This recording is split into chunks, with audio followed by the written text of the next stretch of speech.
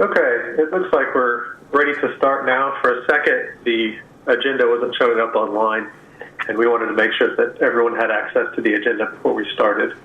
But just to begin, thanks for joining us for the Oklahoma City Board of Adjustment teleconference meeting.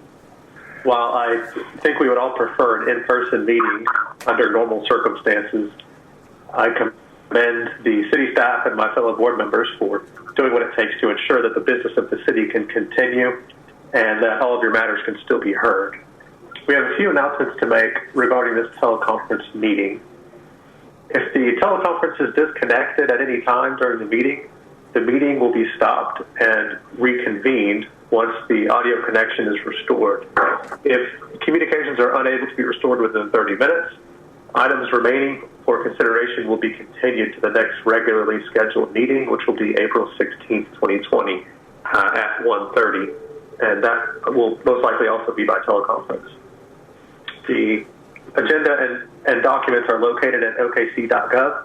For applicants addressing documents and exhibits in the applications, please be specific so that board members and the public can follow along with your references. For anyone wishing to speak about an agenda item or to speak under citizens to be heard, hopefully you have previously notified staff by phone or email, and I will call on you to speak at the appropriate time if you have already contacted staff. We will call the case, and then I will recognize the applicant to speak.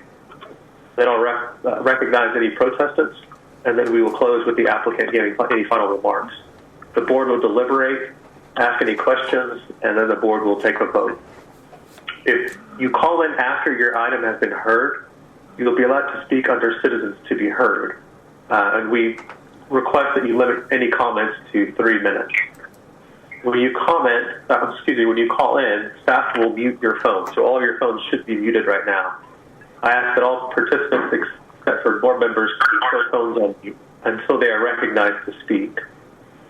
To unmute your phone, press *6, as Ms. Lincoln previously instructed. Board members will be allowed to ask questions and make any comments at any time during the meeting.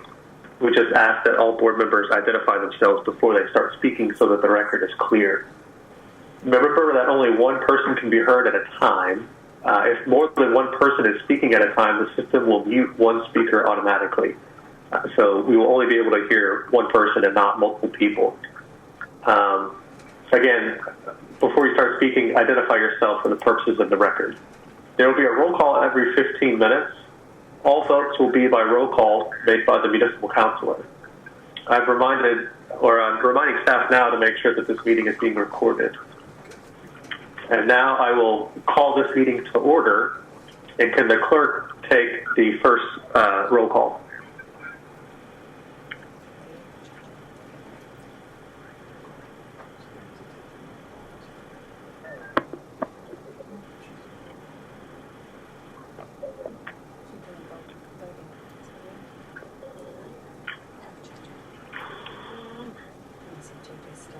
Cindy, are you there?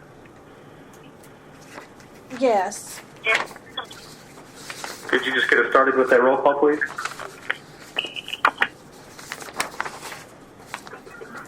We have Mike Privet. I'm here. Mike Voorhees. Here. Monica Ybarra. I'm here. Samuel Merchant. I'm here.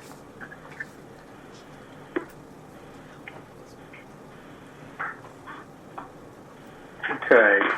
The first item on the agenda is to receive the minutes from the March 19th, 2020 meeting. If there are any changes, board members certainly advise if there are any changes. If not, we'll take a motion and a second and make sure that you identify yourself for your motion and your second. This is Mike. All right. This is Mike.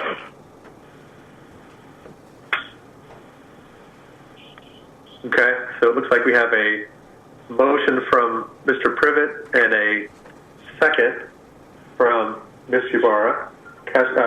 If Ms. McDevitt could take a voice vote, please. Sure. Sam Merchant, Aye. Kitty Asbury, Mike Privet, Aye. Mike Voorhees, Aye. Monica Ibarra. Aye. And the minutes are approved. The next item on the agenda is continuance requests or withdrawals. Cindy, if you could, well, actually, I think JJ is doing these. JJ, if you could read any continuance requests or withdrawals, please. Okay, we have 3 continuance requests today. The first is item 11, case 14-729, defer to May 7th. Item 12, case 14-695, defer to April 16th. And item 13, 14-738, defer to May 7th. If there are any applicants on the line that would like to request a continuance, I'll wait for about 10 seconds to have that application or that motion for continuance heard. Press *6 and let us know if you'd like to continue your application.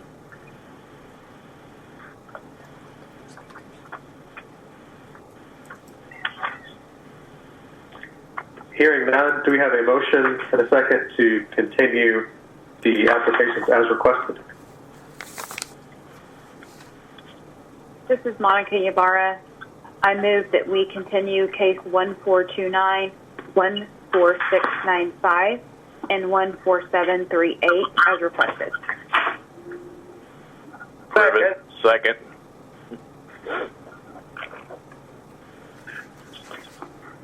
All right. JJ, was that all of the requests? I thought that was... That's all. Monica, I thought that That's you all. moved for 2 items instead of 3. No, I called out 3. Okay, gotcha. So I have a motion and a second to continue items number 11, 12, and 13 as requested. If Ms. McDevitt could take a vote, please. Mr. Merchant? Aye. Mr. Privet? Aye. Mr. Voorhees? Aye. And Ms. Ibarra?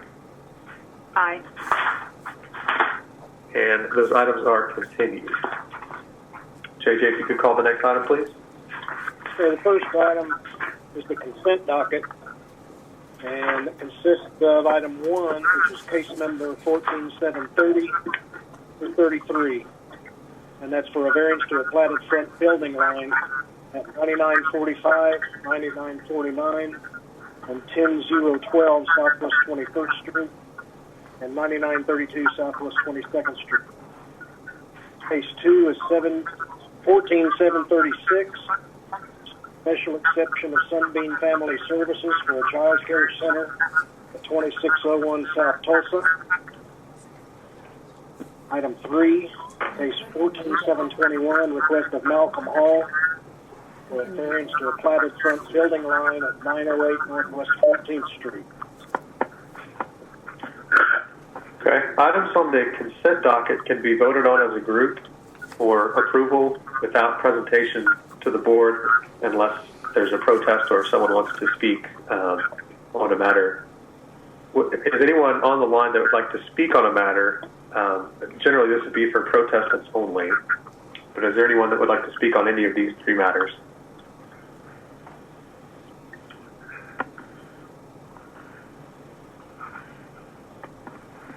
This is Hearing Andrew none. Norton. Oh, go ahead, sir. Sorry, but this is Andrew Norton. I'm calling in regards to number 2, case number 14736, as Sunbeam Family Services, or representing Sunbeam Family Services, and we're working in the process of just transitioning it into child care center from the Oklahoma City Public Schools.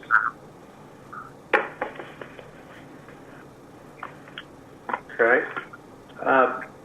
Is there anyone on the line that protests application in item number 2, case number 14736?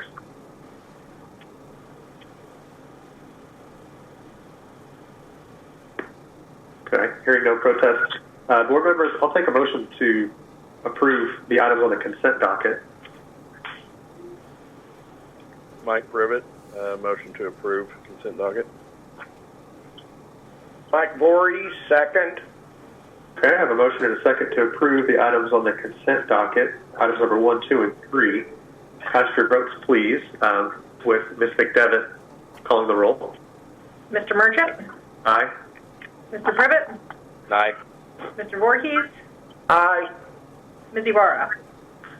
Aye. And the items are approved. Moving on to items requiring separate vote. JJ, if you could get us started on that. Okay.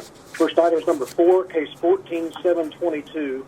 Request for variance to the condition for a mobile home to have a minimum of 5 acres in the R1 district located at 4219 Beaver Avenue.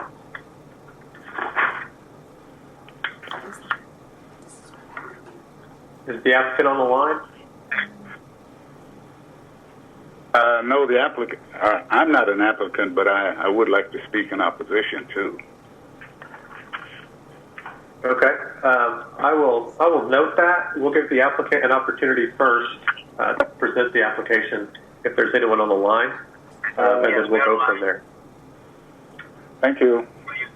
No problem. Are you here? Are you here? Yes. Go ahead, sir. Yes, we are the applicants. Okay. If you want to go ahead and present your application.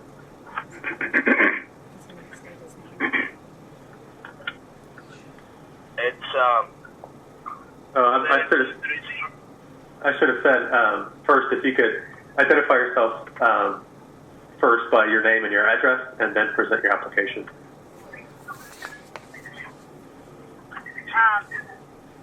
We are the family Rodriguez. My husband is Juan Antonio Rodriguez. The address is 4219 Beaver Avenue in Spencer, Oklahoma. That's the place we want to put the mobile home. We want to put the mobile home because, we have the young family with with the economy is not so much good, but we try to build our the own in the future. Well, for this time, we wanna stay the most possible for. In the future, we build the house, but right now we have the mobile home. That's the reason we want to stay.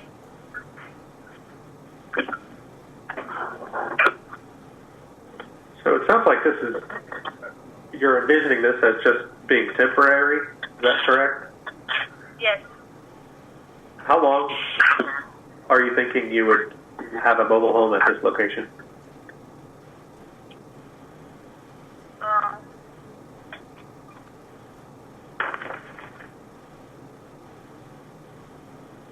We're not really sure about the time, because we have the young family, but it's a big. We have the 5 kids that are younger, but we think it's just 4 or 5 years only. Okay. Board members, any questions?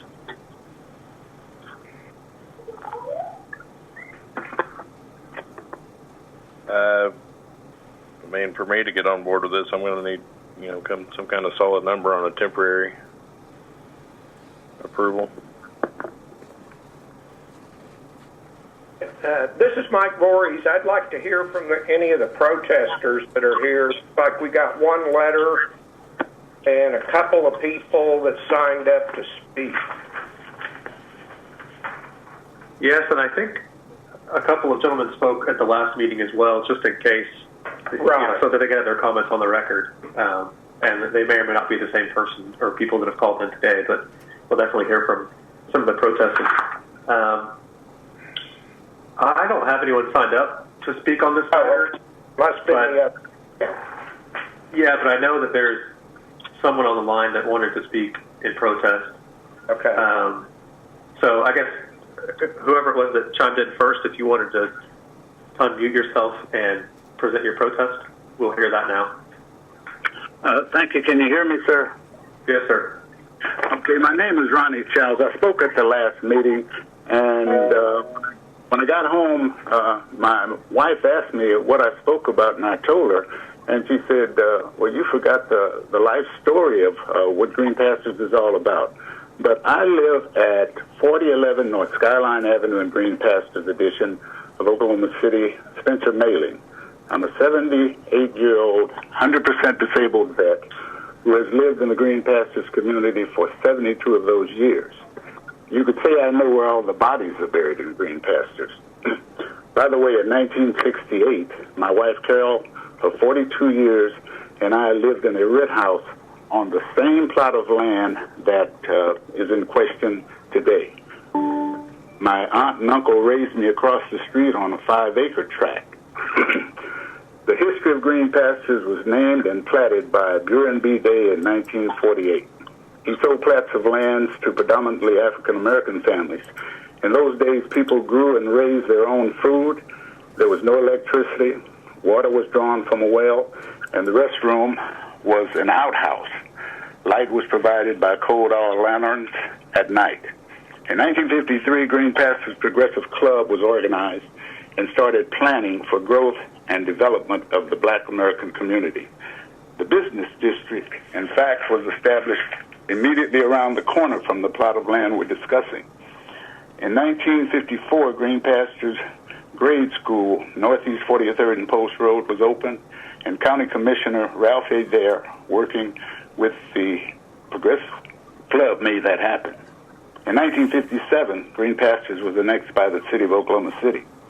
In 1959, black students from Green Pastures were bused to integrate Star Spencer High School in Spencer proper. In 1964, Green Pastures branch application for the admission to the NAACP was accepted. In 1969, June 4th, Green Pastures Progressive Club received certification of incorporation from the Secretary of State, John Rogers, state of Oklahoma.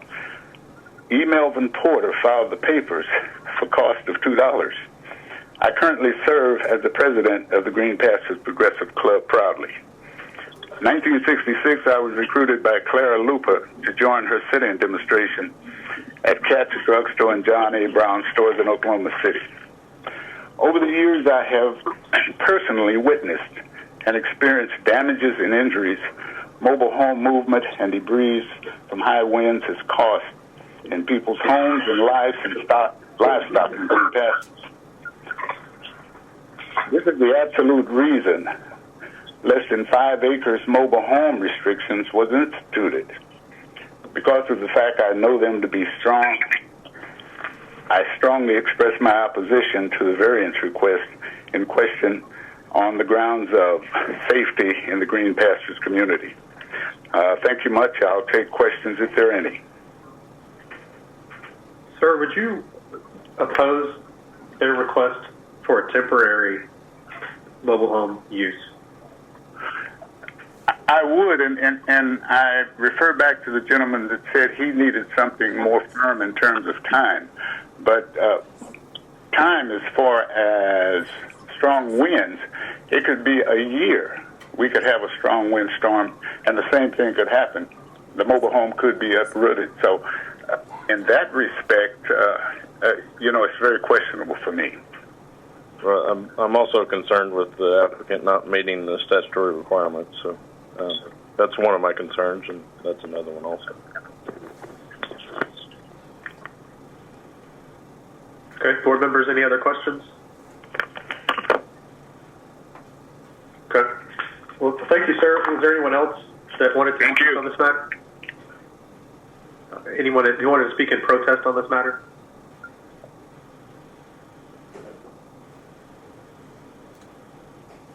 Okay. If the applicant wanted to get back on the line and address any of the concerns of the protest, we would hear you now.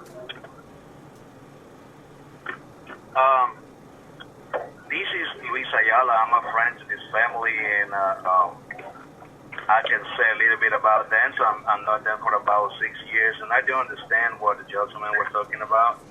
But this family, it probably, if something can happen about disaster, it's one thing, but they're a good family. They are a very respectful family. So if your son wants, are worried about that, so you don't have to worry about is a very good family. So very, very, very responsible and very respectful people.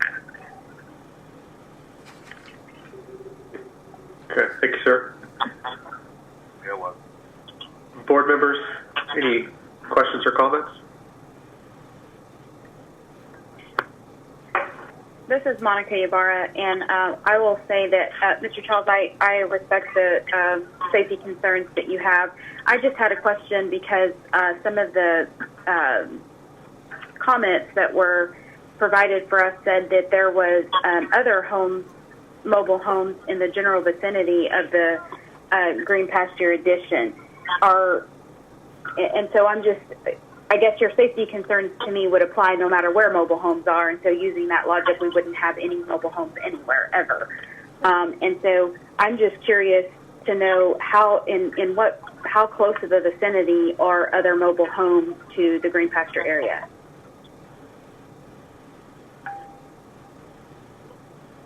Does anyone know? I believe he spoke on that. I think I asked that question at the last meeting, and he said that there were some, within a few miles, but there weren't any in the immediate area. And the unfavorable conditions in the staff report note that there does not appear to be mobile homes in the immediate vicinity.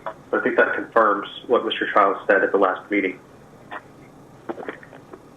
I mean, I'll kind of voice my concerns. I kind of echo Mr. Privet's concerns. I don't know how this meets the statutory conditions for a variance. I don't know how it's a peculiar piece of property, how there's an unnecessary hardship. In the past, we've done some of these where we've granted them for maybe a year while you're constructing a house, and with the understanding that it'll be removed whenever the permanent structure is built or something like that. But here, I don't see that, and I just don't see how this hits the statutory elements. So I currently cannot support it.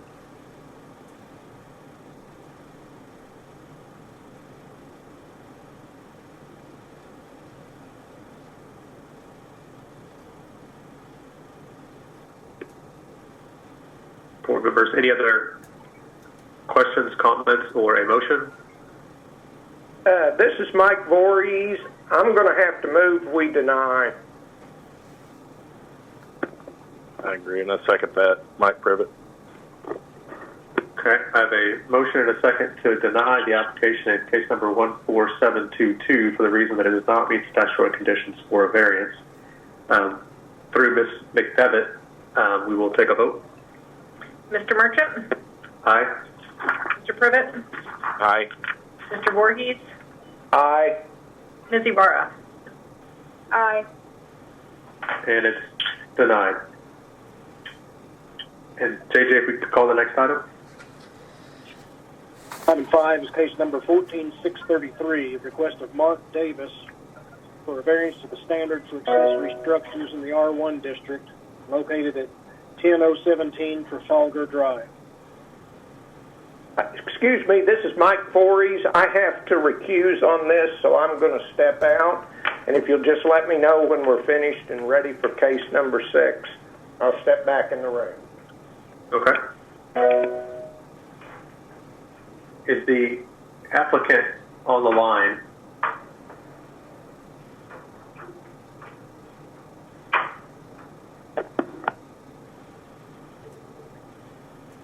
Okay, I have a protest. Someone signed up to protest this. Is the protestant on the line? This is Mark Davis. I'm the applicant. Oh, okay. Well, we will start out with you, Mr. Davis, if you want to just give your name and address and present your application. Yes, it's Mark Davis. Address is 10017 South Trafalgar Drive. Trying to get a approval for our carport that we're trying to finish. We have the two sides that are enclosed, two sides that are open, and the roof on it. Basically, we're just wanting to get approval to finish what we started. We had got an original permit for a carport that was approved by the city, and we're trying to do exactly what we had asked for. We just, for some reason, got stopped after we'd already started it again. I've had an engineer come out since the first hearing we had that inspected the slab or the flooring. Said it was fine for the building or structure that we put up. And like I said, we haven't done anything else since then because we've been stopped, so we haven't progressed it at all.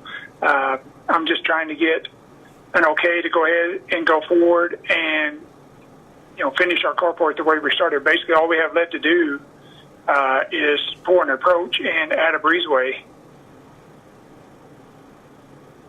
Thank you. And Mr. Davis, can you help me understand the permitting process? I see the permit that's attached to the application is dated October 11th, 2019, and you first came before us in September of 2019. So the first time I recall, and I could be wrong, but I recall this not having a permit initially. Is that correct, or can you correct my understanding? That is correct, sir. We first started going to build a building, and we did not have a permit. So we changed it to do a carport, and I came down to the city permit office and got a permit before we progressed anymore. So we didn't do anything after they stopped us for not having a permit. We didn't do anything else until after we got the permit and got approval for a carport. That's when we put the other side up and the roof up. Obviously, not knowing that I was going to get stopped again, or I wouldn't have spent that extra money to put the other side up and the roof up, which is kind of frustrating that I was approved to do it, so I spent more money and then they stopped me again. Can anyone from city staff comment on how that happened? This is JJ. He did come in and apply for a permit, was issued a permit, but upon further review, it was determined that the permit that was issued didn't meet two of the requirements for a carport. And he was issued a stop work order. And those were that it didn't meet, the foundation didn't meet the building code, and the carport didn't have an architectural design and appearance with the primary building. And those are the two variances that he's asking for today. So the size is no longer an issue, is that correct? Correct. Now that it's a carport, the height, size requirements are different for carports and location requirements. He had a setback issue before. So the only two things with it being a carport are that it does not match the architectural design of the house and that the foundation does not meet building code. Is it possible to change either of those? Are you asking me, sir? Yes. It was kind of a question to both, but I probably should have been more specific. I believe city staff thinks it's possible to change those so that you would be in compliance, but I'll certainly hear from you, Mr. Davis, on whether those could be changed. Well, obviously the side walls, one of the things they're asking me to do was put brick 5 foot up and then either wood siding or stucco, I believe is what they're asking for. I mean, I can do that. I don't understand the 5 foot of brick because it's a 6 foot tall stockade behind that you're not even going to see the 5 foot brick anyway from the street or if it's sitting there next to my fence. I don't understand that part of it, but I mean, if one of the things is you tell me I need to put wood siding on it to try to make it more, I guess, appeasing to the neighborhood, then I definitely can do that. I think the other thing about the foundation, I just don't know, obviously, how much that's going to cost me to do something like that. It has steel piers in it. It has several steel piers in it at all the weight spots of the structure. So I'm hoping that that's what I'm asking for today is that you guys can, let me have it as is on the foundation, and then if I need to put siding or something up the sides, I can make that work. We don't have a lot of money, so I didn't really want to have to do that, but if that's what I need to do, I will. And JJ, what would need to change on the foundation? My understanding is it would need to have a footing. It's just on a slab right now with some steel piers, but it would need to have a concrete footing. Okay. This inspection report from the engineering company, does that hold any weight? Does that, change y'all's opinion any, or is it? I believe a building department has seen that, and they did not agree with it. Okay. Board members, any other questions of the applicant? Okay. Cindy, if we could mute everyone except board members. I've got Mr. Downey Jr. signed up to speak, so if Mr. Downey Jr. wanted to unmute your phone by pressing *6.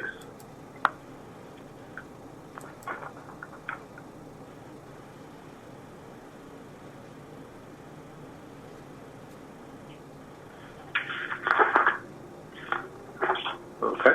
Is there anyone else who wanted to protest this application that is on the line?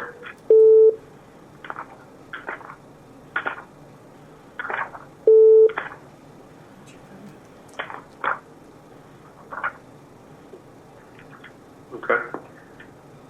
There are numerous protests in the board packet.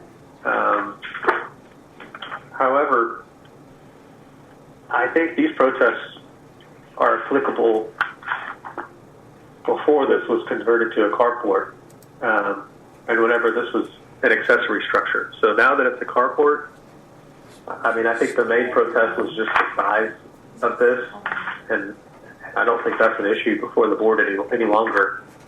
And so we're strictly looking at the foundation and the siding issue.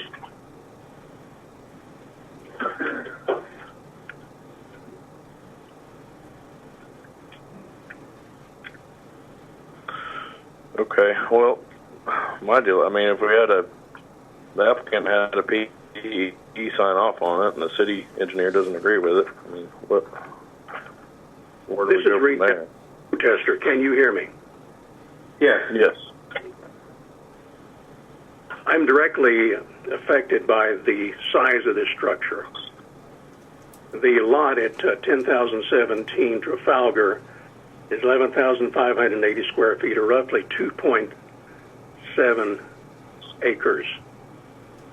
The structure in question is approximately 17 to 18 feet in height and 36 feet in length. The average size of an interstate billboard is 14 by 48. When I look to the south of my patio, so I see a structure very near the size of an interstate billboard. The only thing missing is the advertisement. At the September 25th Board of Adjustment hearing, I showed the board pictures of the structure, showing just how grossly out of proportion this structure is in relation to the neighborhood. We have building codes for a reason, and this is one of them. There is a proper way to build an accessory building, and that is to apply for a building permit to be sure the structure follows all relevant codes. At the Board of Adjustment meeting on September 25th, the property owner knew and acknowledged he should have gotten a building permit. He did not. Had he done so, case 14663 would not be on the agenda. Now I want to know how it is that someone can erect an illegal building and then come back and say, wait a minute, it's not an accessory building, it's a carport. No, gentlemen, this is a building that was erected without a building permit and should not be allowed. Therefore, I request that this variance be denied. Otherwise, you're compromising your codes by letting someone put up a structure intended to be an accessory building and then saying, uh-oh, I didn't get a permit, so now I'm going to call it a carport. This is anything but a carport. It's an unfinished accessory building. Period. Okay. Thank you, sir. Board members, any questions of the protester?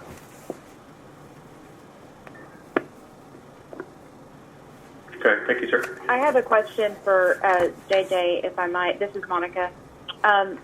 When the building resumed, when the construction, I should say, resumed, were the plans revised? The applicant revised his plans and presented it to the city as a carport. So there was Do we have- change. It wasn't continued construction of the same exact structure, correct?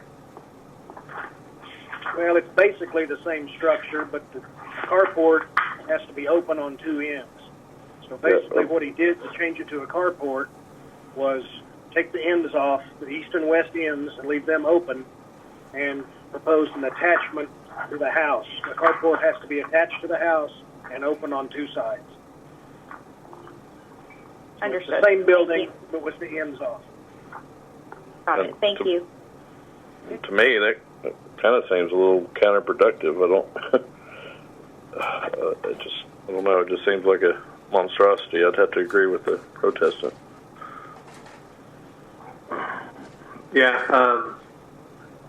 I will be a bit more blunt. I think it's just a little bit too cute, and I think it's the same structure and just kind of found a savvy way to try to get it to fit within the code. And this is, I think, what the protestant was conveying. And in that regard, we still have our statutory standards, and the piece of property has to be unique and peculiar. Has to be an unnecessary hardship. It cannot be a detriment to the public good or impair the purposes and intent of the code. And I think that's what's particularly not satisfied in this case, is the public good element and also the intent of the code. I don't think that it's the intent of the code to maybe attach something that otherwise would not be permissible, and then now all of a sudden it's permissible. Even if, maybe you could have an argument that now it complies with the code. I don't think that complies with the intent of the code. And this is certainly not the minimum necessary to alleviate an unnecessary hardship. So I can't support the application, but that said, there are only 3 board members voting on this, and so any vote would need to be unanimous. So I'll say that at the outset. Board members, any comments? I would like to say for the purposes of the record, this is Monica Barr again. I think one of the reasons that I can't get on board with this is, in addition to what you've said, Sam, is that if the building department still does not believe that the foundation is, there's a reason we have those, and it's safety. And, carport has the ability to, blow away, just like we were talking about before, and cause damage. And so if this is still not in line with what the building department would require, I would, for the purposes of the record, I would just like to say I think that's another concern that I have is the safety issue that still seems to be lingering. And I will say, I do, what transpired wasn't perfect, and, getting a permit and thinking that you could continue building, it's not perfect, and I certainly feel for the applicant. But at the end of the day, the entire hardship here is self-imposed by building this large structure without getting a permit at the beginning. So I kind of rest a little bit easier with that fact. But I cannot make a motion, so I don't know if anyone wanted to make a motion or has any more comments or questions.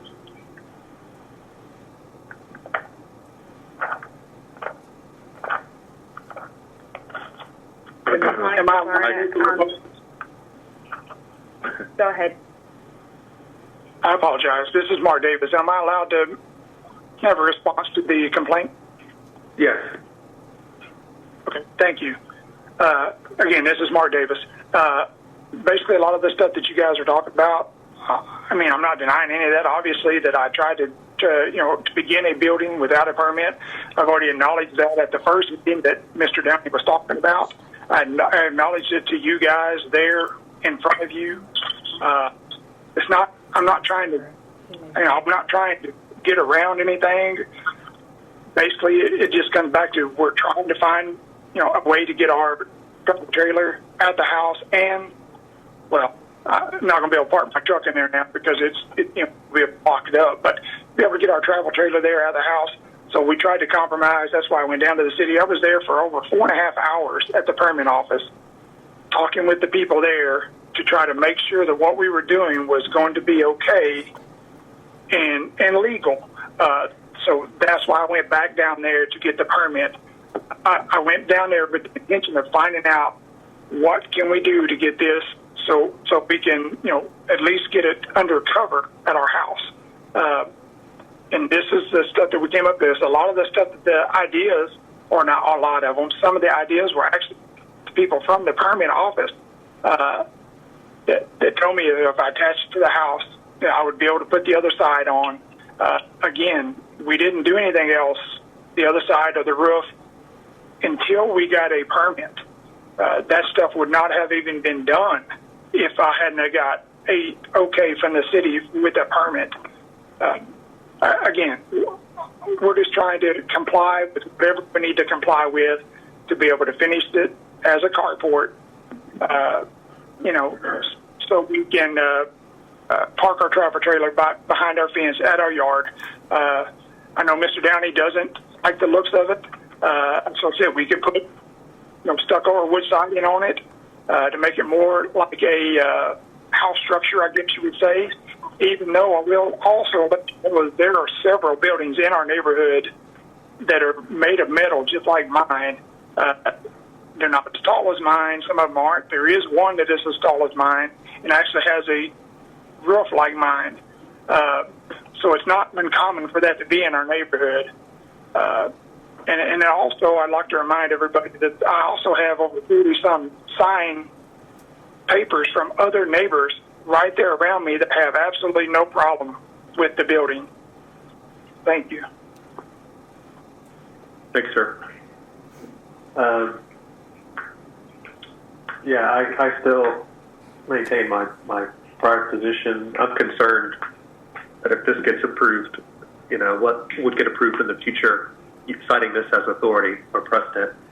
And I sympathize with your position, the applicant's position.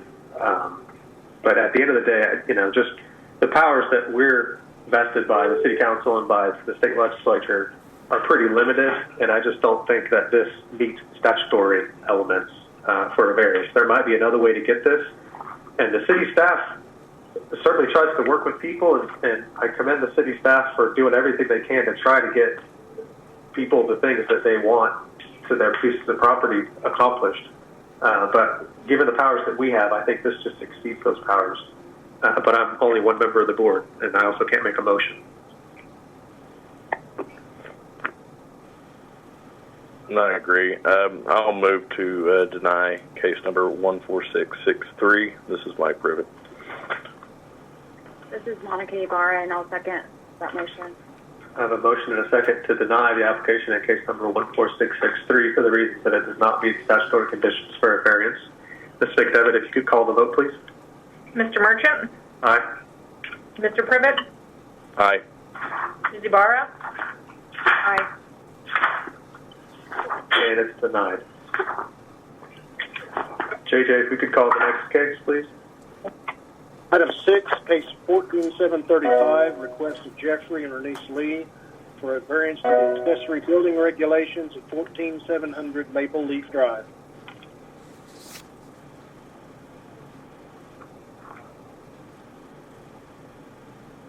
Hello? Yes, are you the applicant? Yes, I am. This is Jeffrey Lee, 14700 Maple Lake Drive. Okay. If you want to go ahead and present your application. Yes, I'm looking for a variance to put up a new garage on my property there, 14700. I submitted Homeowners Association approval, a Brent Gibson design of the building, which Brent was also the designer of the original home there, the structure there. We're going to do the same decor, kind of a mirror image of the existing property. And this is a non-commercial garage. I don't plan on doing anything other than storage there as far as no body work, no mechanical work other than minor maintenance of vehicles. So my hobby is antique cars. And obviously, I need somewhere to keep them on my property there. So I submitted also a Google Earth or an aerial photograph of the property. The garage is going to feet off of the main driveway behind a automatic gate. It's entirely fenced, and the lot that it's going on is a full-size lot in the Glen Eagle addition at the end of the cul-de-sac. So pretty much looking for a variance there because the original was denied due to that I don't have, it needs to be behind the house, but my property line is so small that there's really nothing there. There's no way to put anything behind my house other than a couple of lawn chairs. So the existing garage and the new garage that I'm seeking would actually face each other off the existing driveway. You guys have those aerial drawings. You can see where the property or the building was supposed to go on the property. So I was seeking a variance so I could continue or start building there, actually. That's pretty much it. And I'm trying to find here, what's the size of this building? Oh, it looks like it's, I think it was 1,980 feet. I believe it's roughly 40, I think that's a 1. I think it's 41 by 30 is what it is. That's right. It's what's drawn in here. I can't tell if that's a 1 or a 7, actually. Drawing I got, Sam. I'm reading 47 by 46. Okay, 47 by 46. Let me see. So there's you got a 30 foot and then a 16 foot beyond that. That is, you're right. There is. That to be added in, so you're correct. 46 and 47. Okay. Right. So it looks like your HOA approves, but did you get a chance to look at the protest letters that were submitted? No, I have not seen any protest letters. Right. There are a couple of letters in opposition from folks who apparently could not attend the meeting, although they might be on the line. We try to get to... it looks like they're wanting more details of the request. More details of the plots? They're just not sure what exactly is being built. So it doesn't look like it's exactly opposing it, at least in this letter. Well, this one does oppose because there's a lack of additional information. I don't know what more information I could submit other than a drawing and where it's supposed to go. Yeah. It's kind of, I guess I'd have to have some recommendations from you guys on what information I could supply other than how it's going to be built and where it's going to be built. Sure. Before we see if there are any protesters on the line, board members, did you have any questions or comments of the applicant? This is Monica Ibarra. One of the letters references another large outbuilding that's already on the property. Can you speak to that at all? Ma'am, there is no other outbuilding on this property at all. This is all one structure.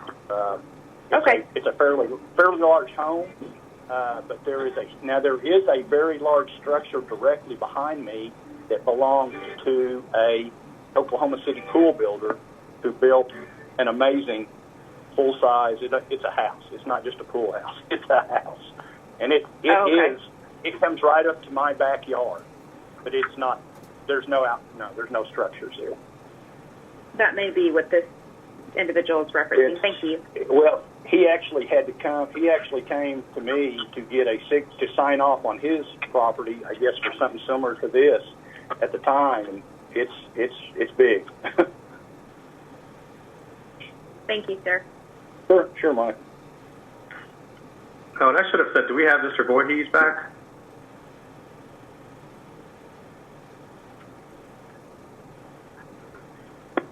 Still recused.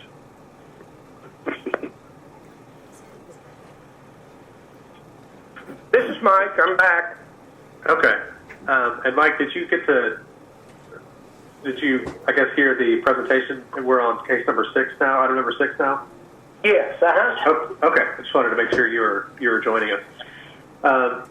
Board members, if there are any other questions or comments of this applicant, feel free to ask them.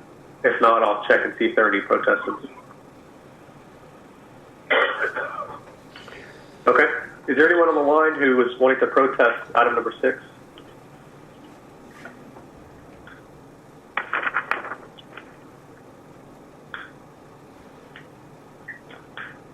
Okay. Hearing none, I'll get my comments out there. I think it's a peculiar property. I think it's sort of akin to having another house. It's going to be fenced in as well, but sort of akin to having another house on this small parcel that doesn't really offend the intent of the code here. I don't know. I can support this application.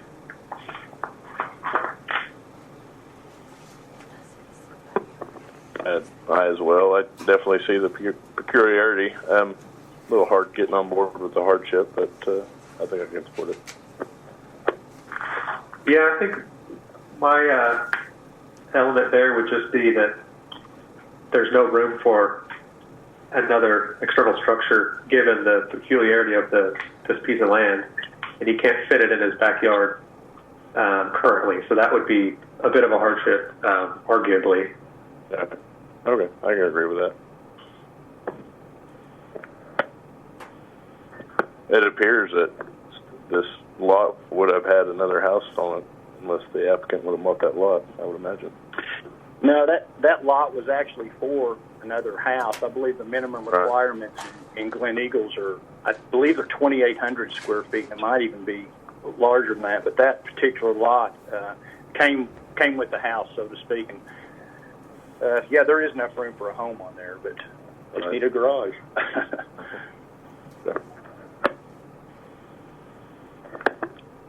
Do we have any further discussion? If there's no more discussions, we'll take a motion. I'll move for approval of case number 14735 for the reasons that it meets statutory requirements for variance. Mike Privet. Mike Voorhees, I'll second. A motion and a second to approve case number 14735 for the reason that it meets the statutory conditions for a variance. Ms. McDevitt, if you could call the roll for a vote, please. Mr. Merchant? Aye. Mr. Privet? Aye. Mr. Voorhees? Aye. Ms. Ibarra? Aye. And it's approved. Ladies and gentlemen, thank you for your time. Thanks, sir. The next item is number 7, case 14737, request of Steve Wilson Masonry Contractors for a variance to the billboard regulations and the downtown scenic highway area regulations at 924 Southwest 6th Street.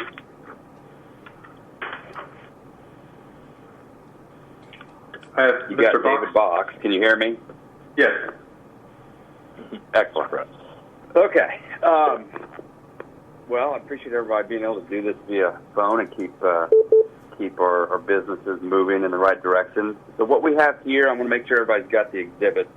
Not only will you have something that would have been provided in the application, but just for ease of this conversation, I produced an exhibit booklet with 6 pages, all of which have numbers on the bottom right-hand portion, and it starts with what looks to be a as-built site plan. Everybody have that? Yes. Okay.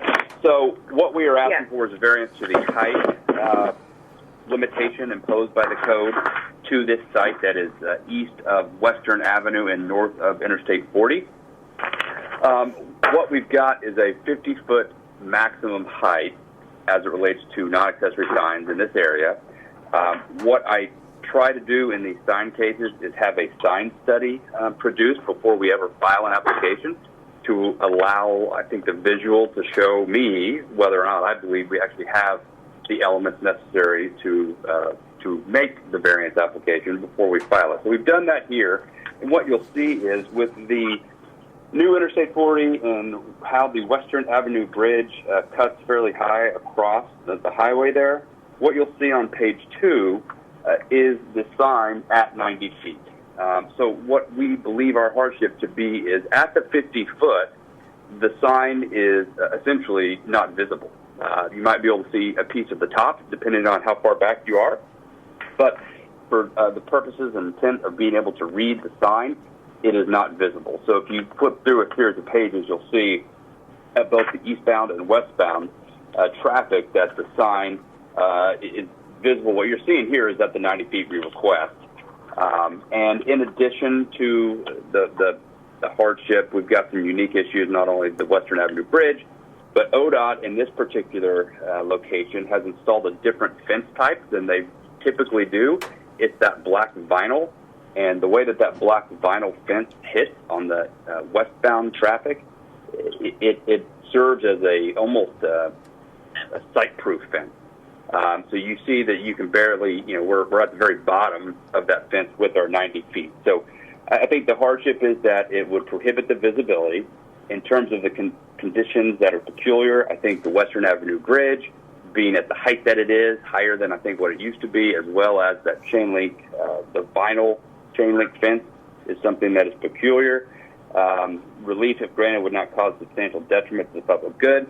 As you're aware, as you drive around the city and see these billboards, one of the functions of these billboards is they work with emergency management services for public service announcements, amber alerts, silver alerts, weather advisories, now and this time, the COVID-19 advisories.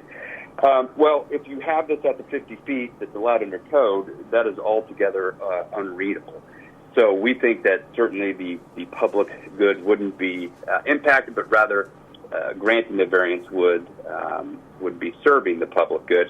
Finally, whether or not the variance, if granted, would be the minimum necessary.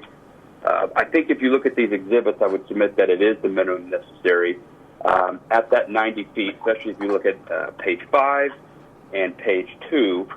That 90 feet is the absolute shortest that gives you full read of that board.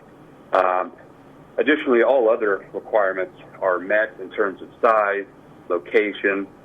It's simply that the height, based upon how that Western Avenue Bridge now hits, creates this hardship, necessitating the variance to the height. So I'd be happy to answer any questions you might have, and we would ask for your approval.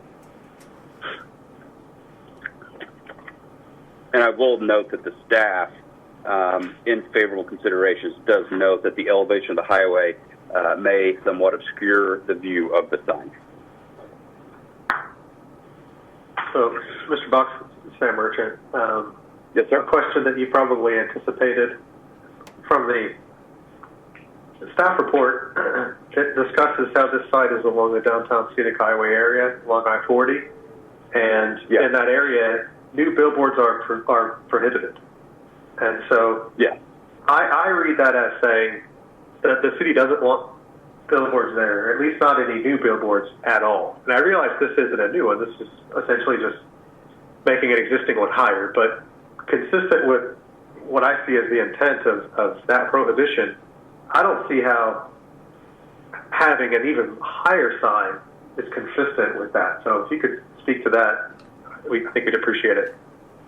Yeah, sure. So this location actually came before the Board of Adjustment years ago in the form of a variance to the prohibition that you're just referring to allow an existing sign to be moved, and as a sign that gets moved, it was considered a new sign and therefore violated that prohibition. I was not involved at the time. The lawyer that did it at the time, I don't think was aware of the height issue that was going to exist with the Western Avenue Bridge, and so they didn't touch on the height of it. They only touched on the location. And so all of that happened at a time in which the prohibition of signs was in place, and yet the Board of Adjustment still saw fit to grant the variance to allow a sign to be built. And then we fast forward, well, now we have a sign that was built, and now Western Avenue Bridge is at a elevation that I don't think was anticipated, and so that sign that was explicitly permitted by the Board of Adjustment to a variance has now become blocked. And so if this was in the first instance, I would understand the point that you're making. I think it's a good point, except for this has been debated. Whether or not a sign was appropriate or not, it was determined that it was. It's just external factors that couldn't have been anticipated or weren't in the control of either the applicant or the council at the time that have now made this sign problematic. Okay. Board members, any questions or comments? Oh, yeah. I thought I had one. On these PSA things, because there's kind of some kind of set amount of time that the operator's going to run these, or is it just a good faith type of deal?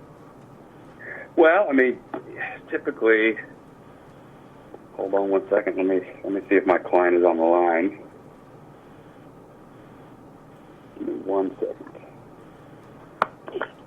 And who is the billboard operator? I'm not sure it matters a whole lot, but just curious. It's Whistler. Which one? Whistler? Okay. Whistler. Gotcha. If you'll permit me one moment. I see 3 dots. My client is texting me as we speak.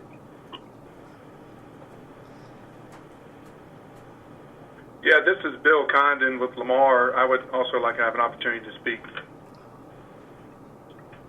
Sure. Mr. Box, maybe we'll just put you on hold. Sure. For a bit. Okay. Sir, if you wanted to make your remarks. Sure. Thank you. Again, this is Bill Condon. I'm with Lamar Advertising. In full disclosure, I'm in the billboard business. We would protest this. Basically, what the applicant is asking is to take a legal, non-conforming sign and remove it and then erect a new sign. I believe the first comment was correct. That the current sign code doesn't allow for it due to the overlay district and the overall height. You're looking at doubling the size from 50 feet to 90 feet. Also, I'd point out that what was adopted in Plan OKC back in 2015, and I quote, restrict new billboards and eliminate or reduce the number of existing billboards was an excerpt reading from Plan OKC.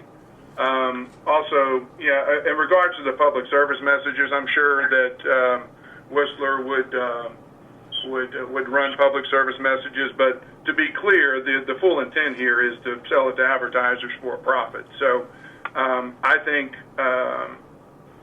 that they're in essence asking for a variance from the existing sign code, and in my opinion, doesn't meet all the statutory requirements, and there could be an argument that it created its own hardship. That's all I've got. Thank you. Okay. Thank you, sir. Board members, any questions or comments at least to that protest? Maybe not to that protest, but maybe something similar in the area. If I remember this right, there was a billboard, it may have been Lamar's, that was the city didn't want them to do it, so they gave them an alternative spot to move their billboard. How is that, different in a situation like this? Would the city consider something like that, to move their location?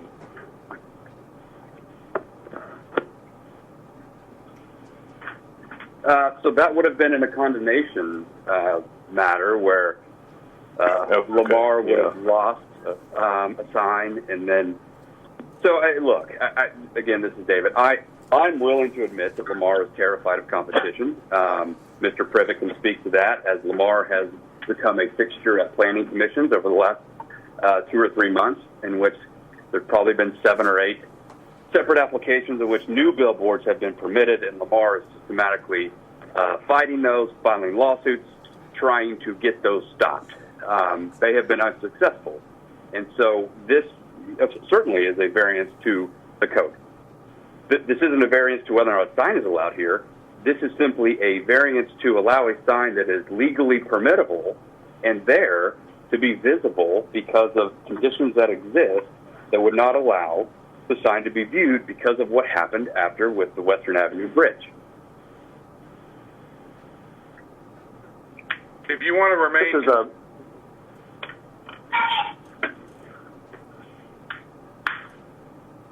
If what we have always, when working with the city in these situations, it's always been to Sir, could you just identify yourself so we keep track of who's... Yeah, I'm sorry. This is Condon with Lamar Advertising again. Working with the city over the years, they've always determined that completely removing a sign and rebuilding a sign constitutes a new sign, and so it would be subject to the existing sign ordinance. So in this case, And he's just Okay, and so that's all the comment we'll have from protestants, and then Mr. Box will let you address that, and then the board will deliberate. Well, yeah. So I think this is wrong. I mean, I'll just. I'm sorry. This is William Hickman. I also wanted to make a comment on this matter. Okay, I don't have you signed up, sir. Were you speaking in support or opposition? In opposition. This is the. Okay. We'll go ahead, and then we'll let Mr. Box address at the end. I just want to make sure one matter is before the board. Because this is going to be, and is considered in your staff report, a new sign permit will have to be applied for. Because this is in the downtown scenic highway area, this use is not allowed.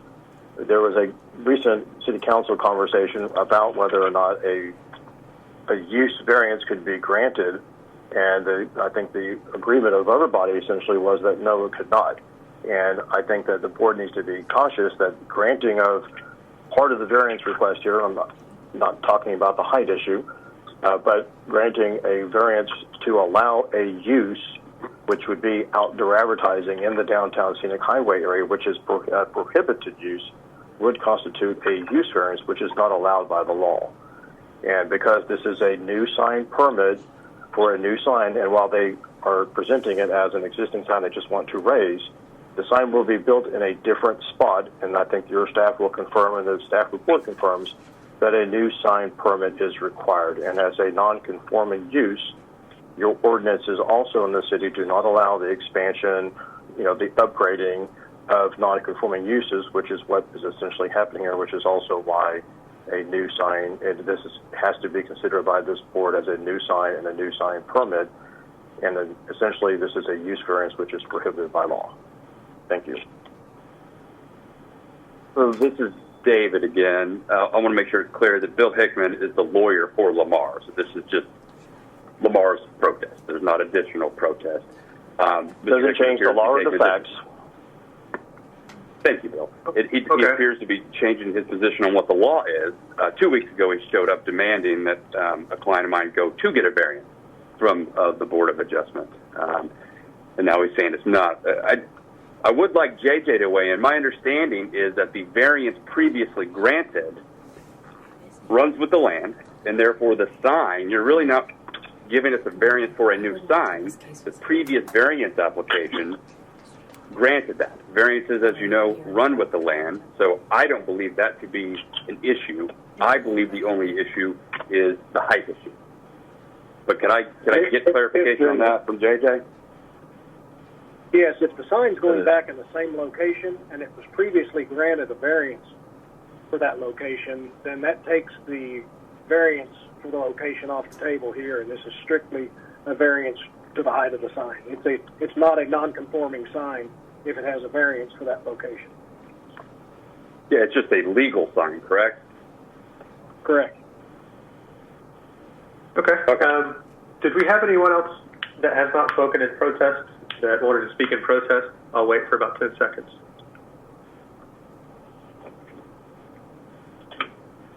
This is William Hickman again. I do just want to make it clear in light of that comment that under paragraph 2 of your staff report summary of application, it says, additionally, this site is located within the downtown scenic highway area along I-40, which prohibits these billboards. Although the sign is currently existing, it must be completely removed to increase the height. As a result, it is considered a new sign.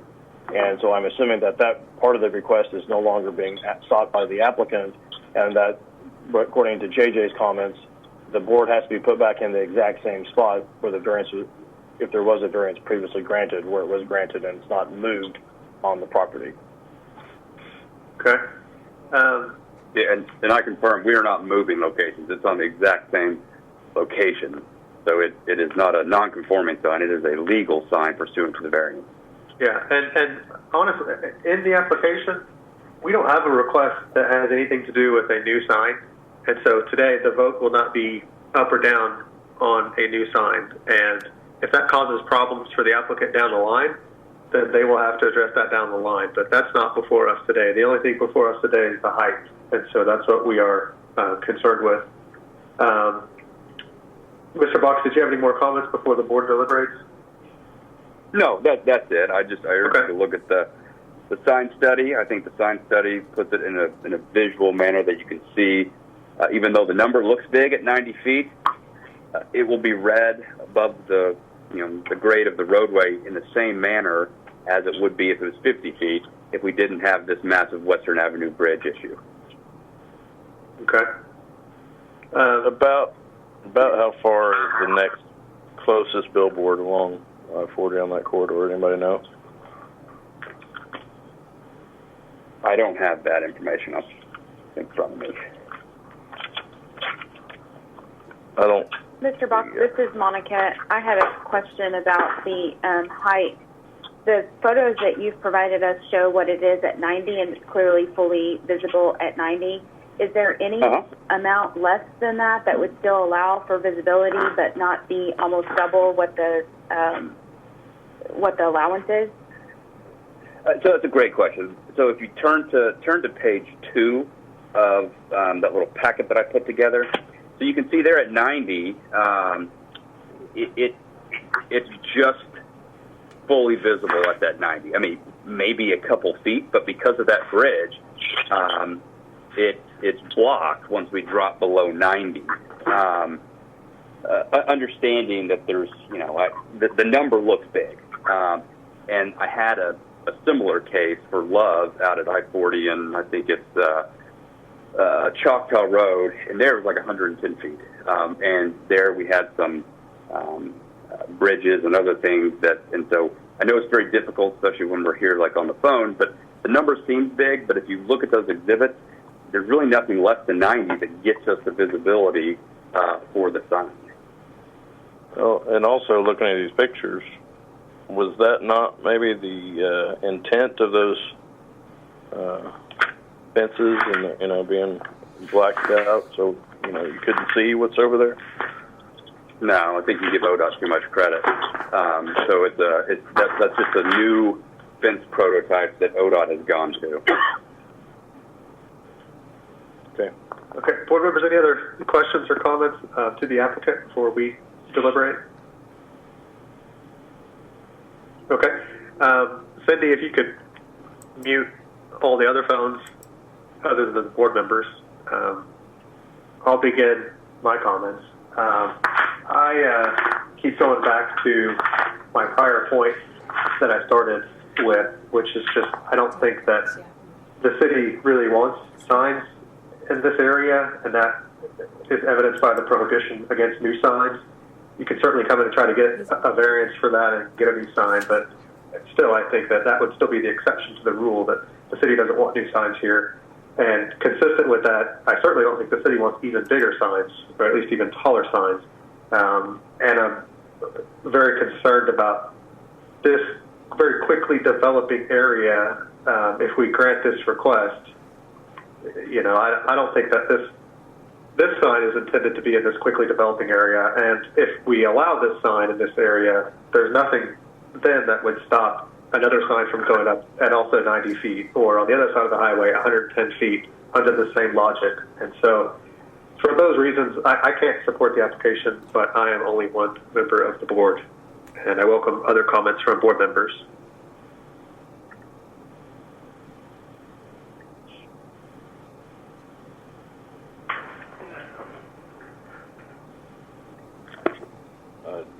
My feelings on this are pretty much the same on all billboards next to the highway. The only thing that concerns me is the downtown scenic highway area, and just kind of curious what that area is, and does it go all the way across downtown? Or?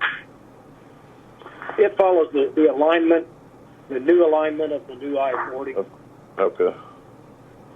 So from where it splits off to the Broadway on the west side and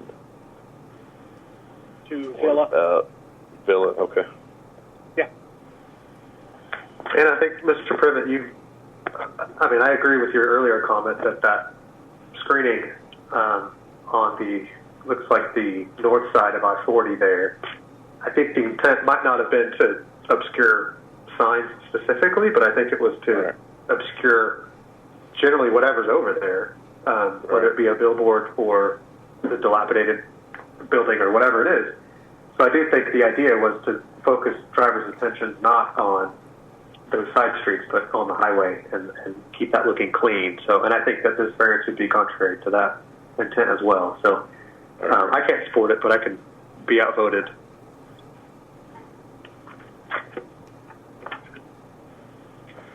Are there any other comments or a motion?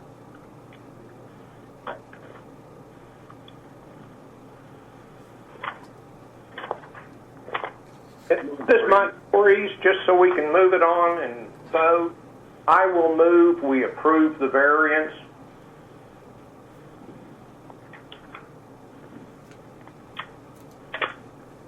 I'll second. Mike? A motion and a second to approve the variance in case number, on the right one, 14737 for the reason that meets the statutory conditions for a variance. If Ms. McDevitt will call the vote. Mr. Merchant? Nay. Mr. Privet? Nay. Mr. Voorhees? Aye. Ms. Ibarra? Nay. And it's denied. Well, we would need a separate motion for denial. Okay. This time I move we deny. Mike Voorhees. Privet, second. Okay, Ms. McDevitt? Mr. Merchant? Aye. Mr. Privet? Aye. Mr. Voorhees? Nay. Ms. Ibarra? Aye. And now it's denied. And JJ, if you'll call the next matter. Item 8, case 14793, request of Amaro KLLC for a variance to fencing and wall regulations in the Scenic River Overlay District at 1342 Southwest 3rd Street. And this application and the one, these number 9, are related. They were both recommended for approval today by the Riverfront Design Committee. Okay. Is the applicant on the line?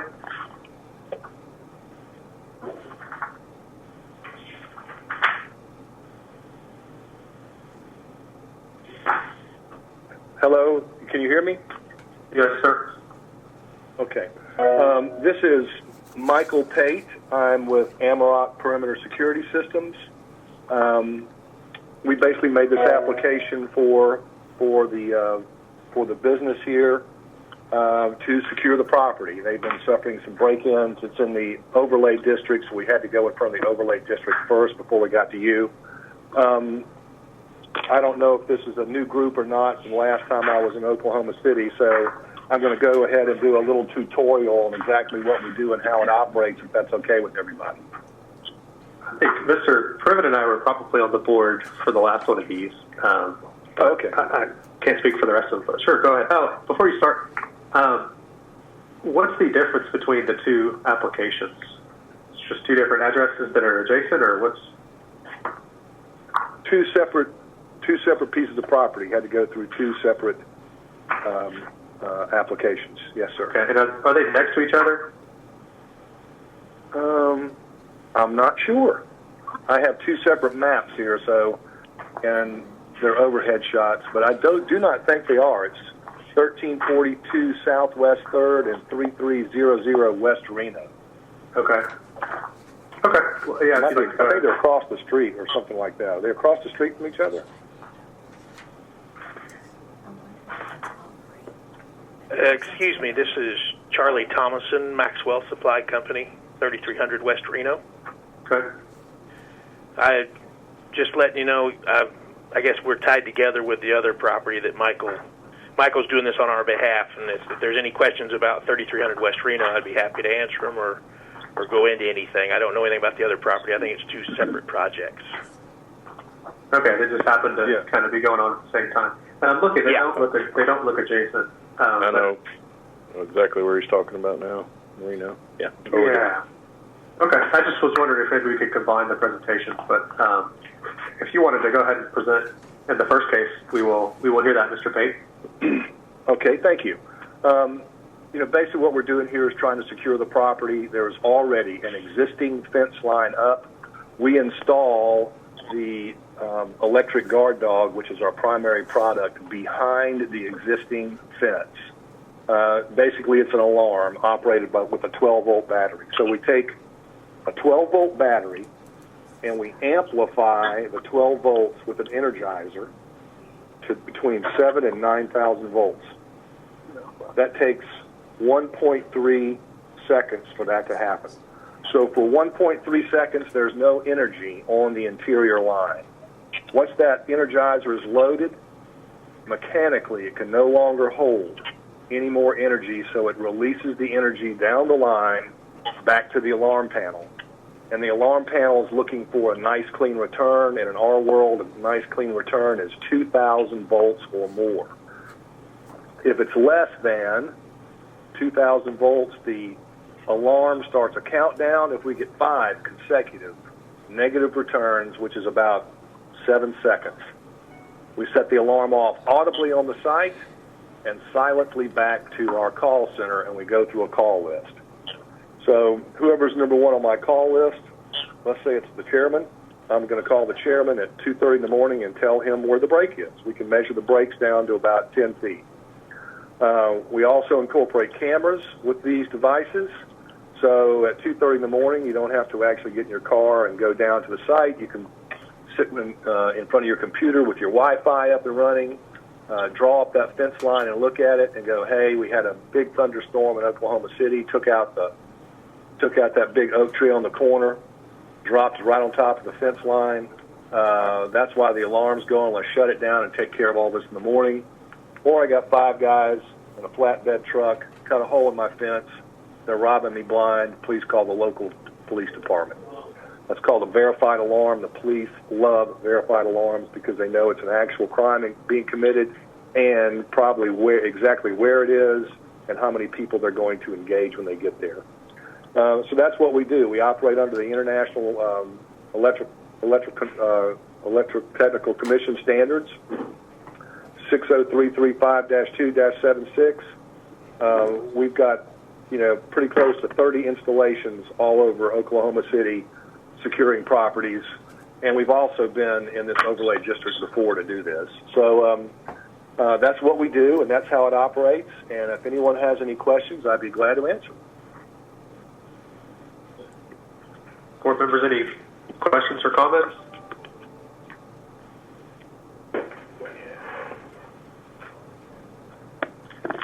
Not for me. Some things pretty straightforward.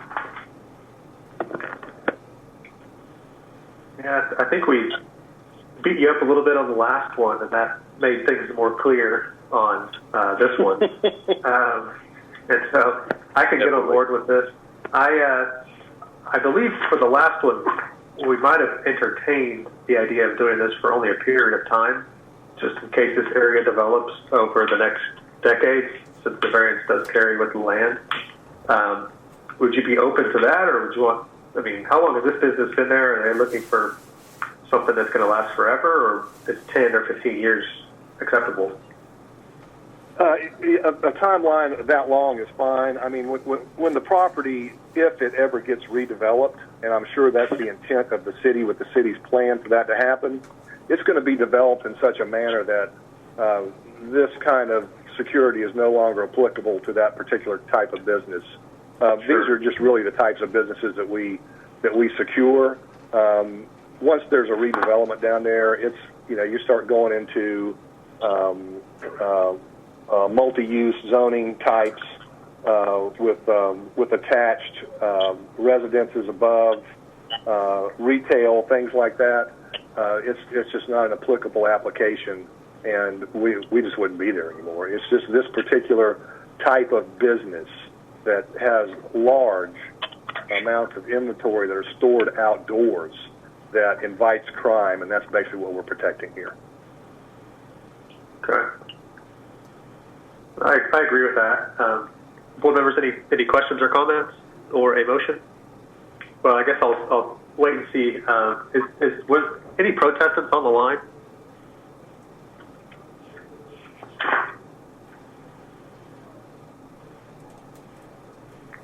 Okay.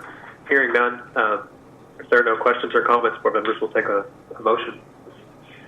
Mike Voorhees, I move we approve. Privet, second. Okay. And we'll take these separately. Ms. McDevitt, if you could call the vote, please. Mr. Merchant? Aye. Mr. Privet? Aye. Mr. Voorhees? Aye. Ms. Ibarra? Aye. And it's approved. JJ, we'll go ahead and call number 9 and have a quick discussion. Item 9, case number 14740, requested the same applicant for fence and wall regulations in the SRODD at 3300 West Reno Avenue. And Mr. Payne, did you want to just incorporate your comments from the prior application? Yes, sir, that'll be fine unless anyone has any other questions. It's basically a duplicate. Okay. It seems the same to me, and I don't see any different considerations that were immediately apparent to me. So I don't have any questions. Board members, any questions or comments? No, we don't have any protests on this one either, do we? I don't have anyone signed up. Is there anyone online who wanted to protest this application? I do not want to protest, obviously. I'm Charlie Thomason with Maxwell Supply Company, the applicant.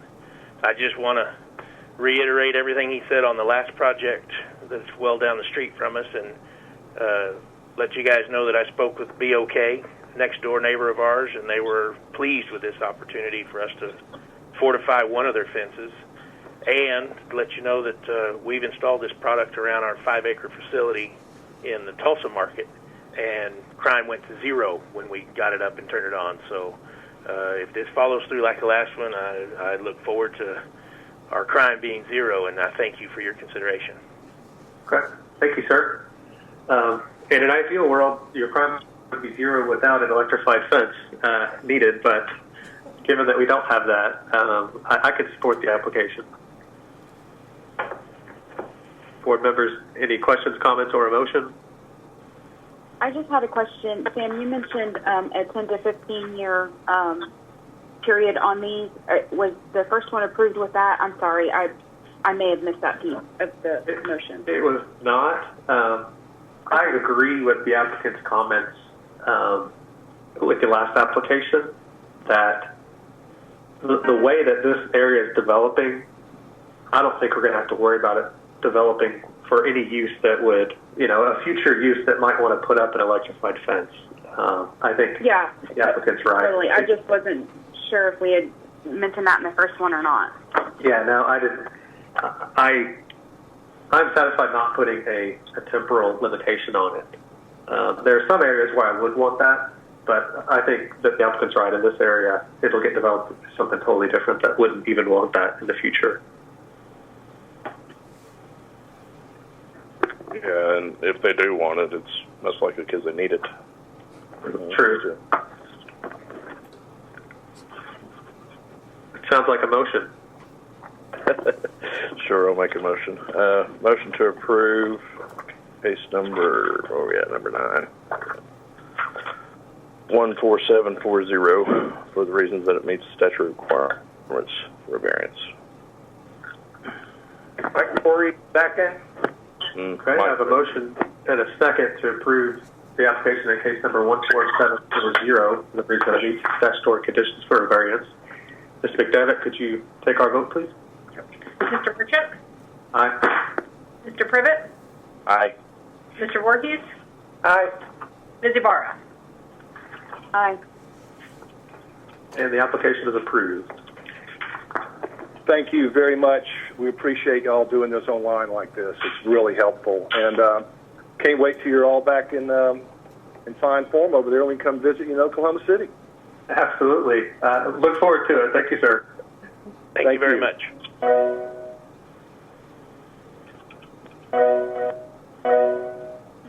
Okay, JJ. Okay. Item 10, case 14734, request for special exception of Susan Butterfield to allow lodging accommodations at home sharing at 5811 North Villa Avenue. The applicant on the line.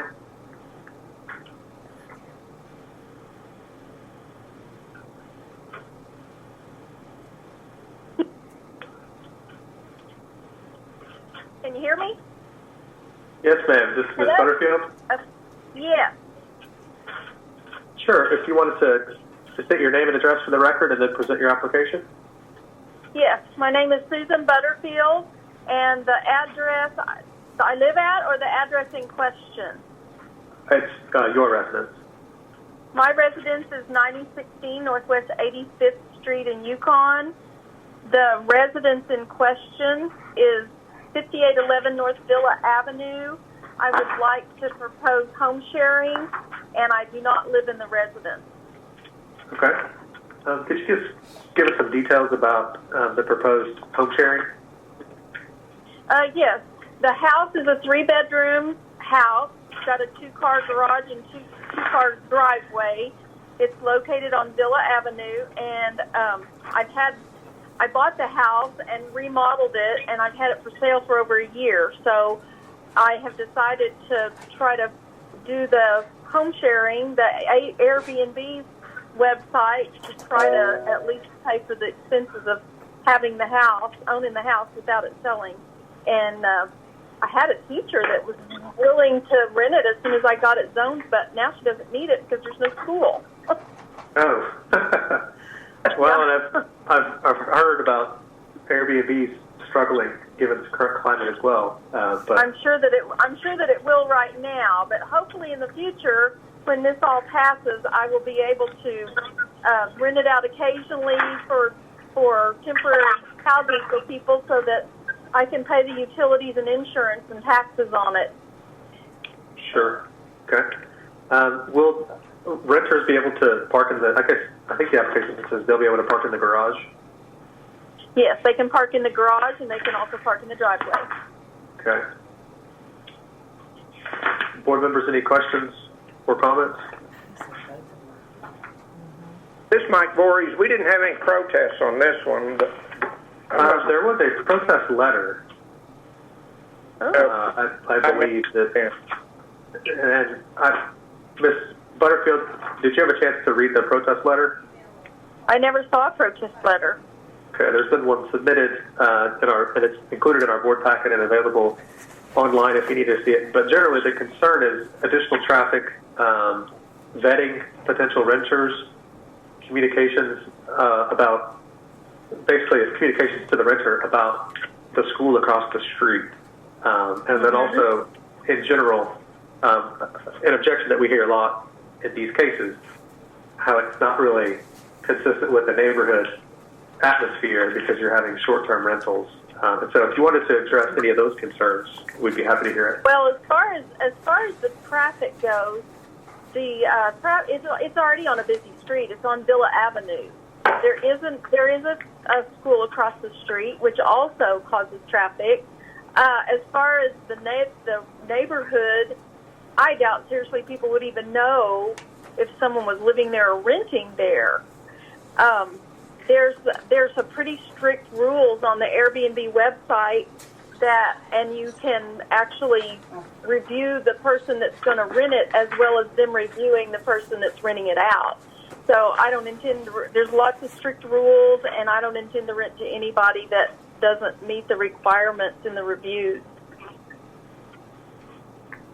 Okay. Board members, any questions? Okay. I think I don't have any objections with this application. I don't, particularly given it looks like there's plenty of parking. It doesn't look like the use as a short-term rental would be anything in addition to something that the driving or the parking or anything, the traffic would be more than its typical use as a rental property or a home. And so, I mean, for these reasons, I think I can support the application. I think one question for me would be the amount of time that you might want to place on it.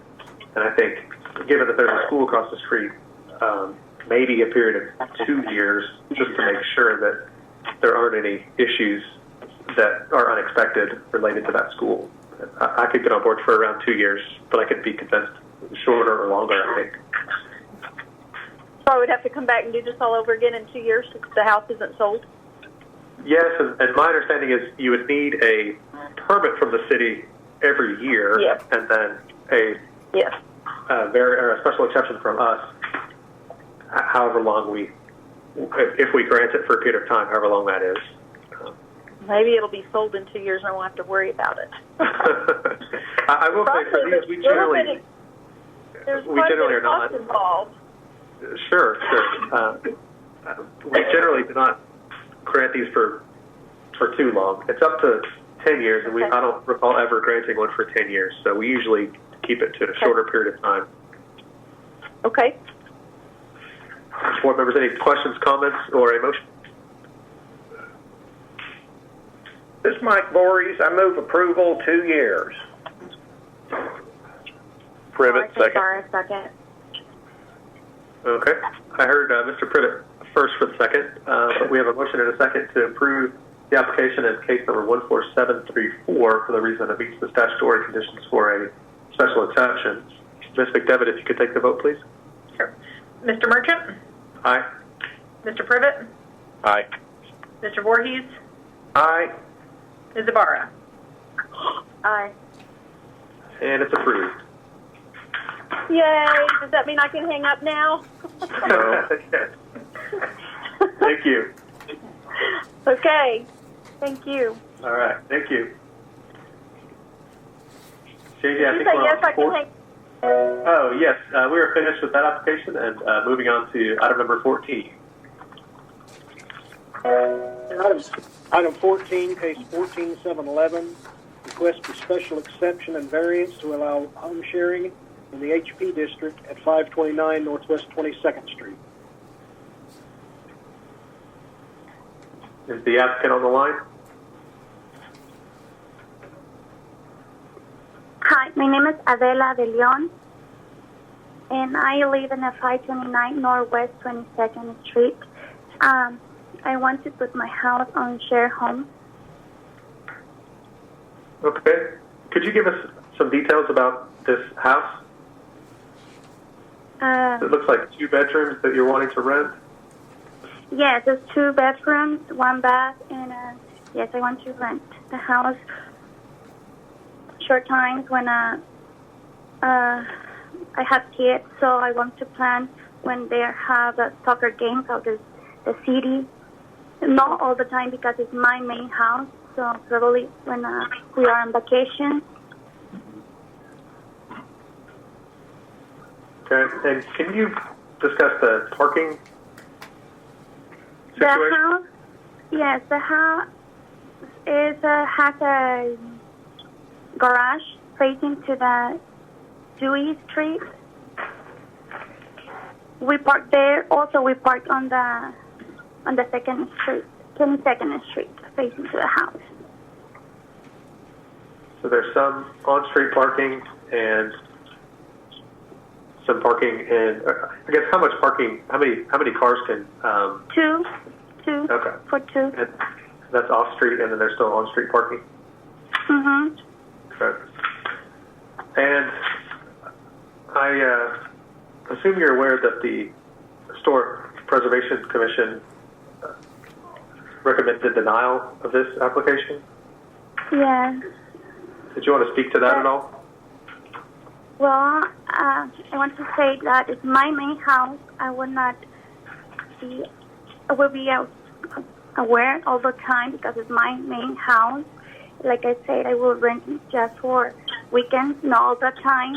Once when my kids is on vacation or we have a game, so I don't think it will be a big problem. Also, my laundry is next door.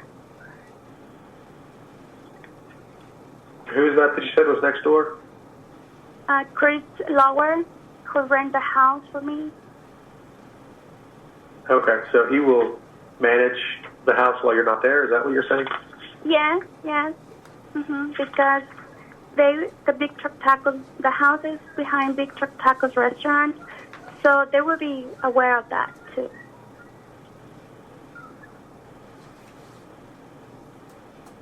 Okay. Board members, any questions or comments? Are you the owner of this property? I'm renting the house from Chris Lauer, and that is my main house.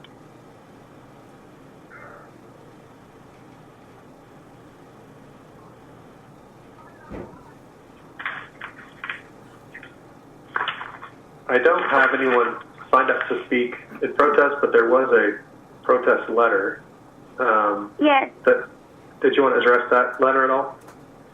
I have kids, so I heard a lady before me, the Airbnb reviewed the host and the guests, so I don't think it will be a deal because I'm planning to rent my house on weekends, Saturday and Sunday, not even during school days, I'm sorry.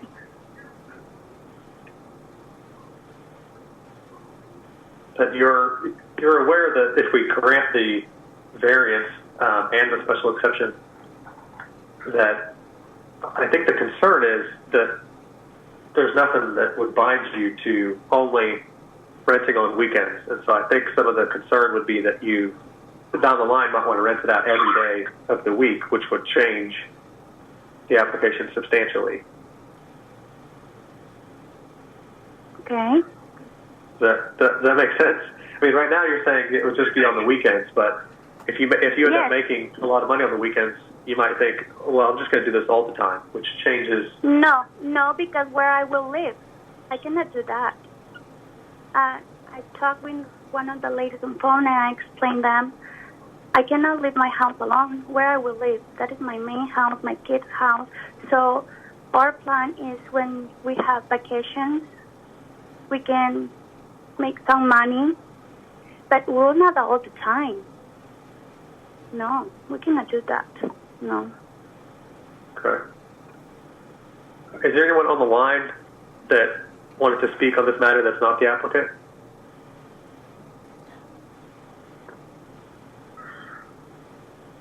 This is Mike Voorhees. I've got a question.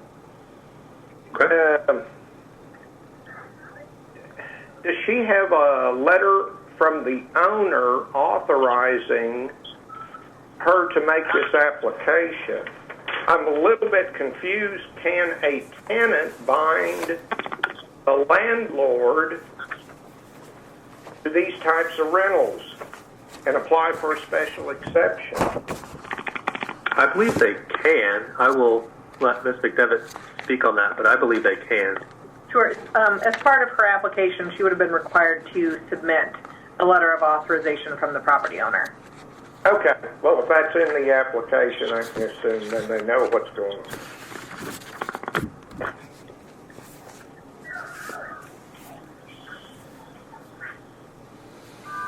I will say for the board, I think this will be the first one in HP that we granted both the special exception and the variance.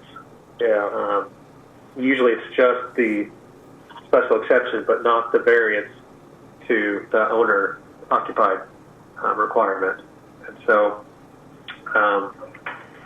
I think that doesn't particularly trouble me on this one just because of the location. Right on 23rd Street, right next to Big Truck Tacos. I think that to me is a little bit different than a house that's just in the middle of Mesta Park or something like that.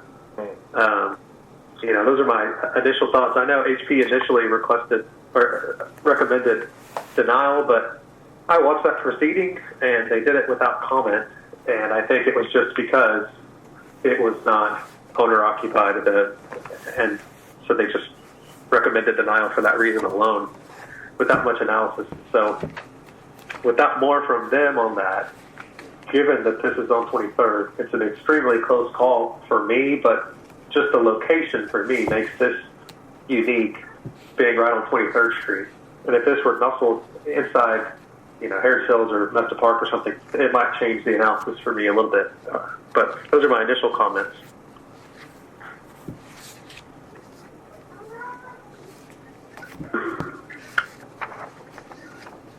So, I don't know what to say. So, you will deny it or?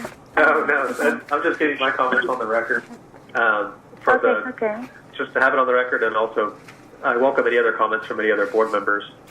I would want this for a very short period of time, maybe a year, but that's kind of where I am right now. How long is your rental agreement at that address? I have that agreement with me. Is it actually owned by Big Truck Tacos? Yes. Okay. Chris Lauer is, Directly I think we put adjacent it to it. for year. We have to renew every year. Okay, so yeah, we can go for a year. How much is left on your lease currently? My lease is 1,000. No, not cost. I mean, length. What again? Are you 2 months in, 6 months in? Oh, okay. Currently. 7 months. Okay, so. And the house 7 months. And you plan on signing another year lease, I assume? I'm planning to stay there for a few years because my kids attend Wilson at the school, and that is the greatest school I found. Okay, good. I can easily support 1 year on this as well. So what happened after 1 year? I have to apply again, or? Yes. So you get a permit from the city and also come in and get, unless the city council changes the code, you would get a permit and get another special exception and a variance from us. And it doesn't necessarily mean that it'll be for a year in the future. I think for these, we're just doing a shorter amount of time just to make sure that there are no issues and just to see how it goes. And then we might do it for another year. We might do it for a longer period of time. It just depends on that next application. Okay. That's generally the process. And when that year will start, because since we have all this virus, so I would like to know when. Yeah, you'll get an order from the board based on whether this application is approved or denied. And Ms. McDevitt or JJ can correct me, but I think from the date of that order, you'd be able to rent the property. Yeah, it'd be once the appeal period has expired, so from 10 days after today. 10 days after they open, it starts, because she's worried about the corona. And then the license would issue, and then she'd be able to begin home sharing. Sorry, this is Laura. Okay. I'm sorry, I did not catch that. So I will have 1 year from 10 days. Approximately. Roughly. So we'd have to vote on this, have an order from the board, and then there's an appeal period for 10 days. Anyone can appeal that's an interested party. And after that appeal period, that's when you could get your permit from the city, and then you could start renting at that point. So I would probably plan for around 2 weeks. But that also assumes that the board's going to approve your application, which we haven't done yet. So board members, I'm we have I'm only worried about how far of the COVID-19 will go, because Airbnb is canceling all the reservations. So I'm worried because I will have short time, you know. Yeah. I don't want to do anything until the economy and everything's come back. I will not risk myself and my home. I understand. I mean, that's kind of out of our control. All we can do is vote on what's before us. If you don't plan on renting out the property anytime soon, I guess one thing you could do is continue your application for a couple of months so that you don't have a ruling from the board. But with that, you would not be able to rent to anyone until your application's approved. But the board wouldn't act on your application until you had the motion or had your application heard. Okay. So you could do that. You can have us vote on it today, or you could continue it. We don't have any way to put the exception into effect at a later date, do we? And I can't think of any way that we can. Laura might know. Not that I can think of. I don't know if JJ or Cindy have any thoughts. Just grant it for a longer period of time would be the only. Right. Okay. Yeah. I'd I'd be up for 2 years max, but still. This might Year, vary. definitely. This might vary. My biggest concern on this one was the variance, and I don't have a problem voting yes to approve the variance, but I'm thinking very short period of time. So let me take a stab at this and see if anybody wants to second it.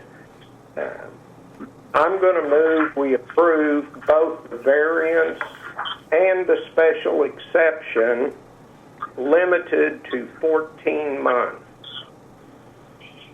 I will say that the license period, so then she'd have, the licenses are all for 1 year. So then theoretically, if she wanted to come and apply for her license within the next month or two, then she'd be able to do it. But I don't want the special exception and the license to be running on different terms. Okay, let me withdraw that motion and try it again. I move we approve both the variance and the special exception for 1 year.